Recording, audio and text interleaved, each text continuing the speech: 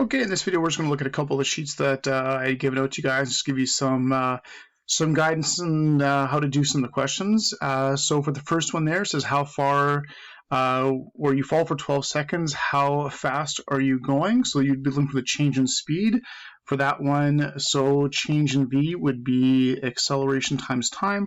Now, of course, this is the acceleration due to gravity, so that would just be delta v equals g times t, and that should work out in terms of how fast you're going. Then B, you want to find out how far you're going to go. Well, to find out how far you'd want to go is you'd want to use your distance for that. So you want to use dTV, but of course you need your average V, not your change in V. So make sure you take your change in V from part A and divide it by 2, and that should give you your average V. And then you can use that and the time to find out how far you actually would have fallen. So then in question 2, we have a boy falls out of a tree and lands going 11.0 meters per second, and we're looking for how fast he fell. Okay, so we're looking for distance again. So what we could do for this one, we could find, well, we got the 11, we know the acceleration, so you could find the time would be the delta v divided by the acceleration, which is g. Once you have the time, to find out how far, it'd be dTV again, just making sure that you're using the average speed, not the final speed, and that should be able to be used to find out how far he actually fell. All right, number 3, a little bit different. Here we have, you drop a rock and a styrofoam ball at the same time from the same height. The rock lands going 7. The styrofoam is very light, so drag's going to slow it down. Only hits going 5.2. So is the acceleration of the styrofoam. Okay, well, I know a couple things here.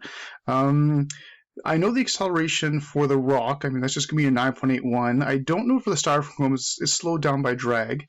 So since I know the acceleration for the rock, I can find the time that the rock fell for would be the change in v for the rock divided by g, or 9.81.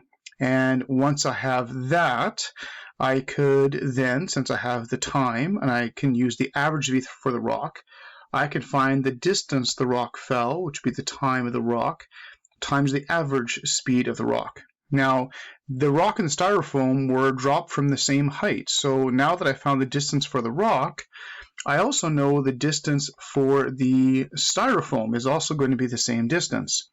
So with that, I can find the time for the styrofoam would be the distance for the styrofoam divided by the average speed of the styrofoam, which I have it hitting at 5.2, so I can use that for the average. And then once I have that, I can find the acceleration for the styrofoam will be the change in v for the styrofoam divided by the time for the styrofoam. So then it should be definitely less than 9.81, and that should work out for finding the acceleration for the styrofoam ball.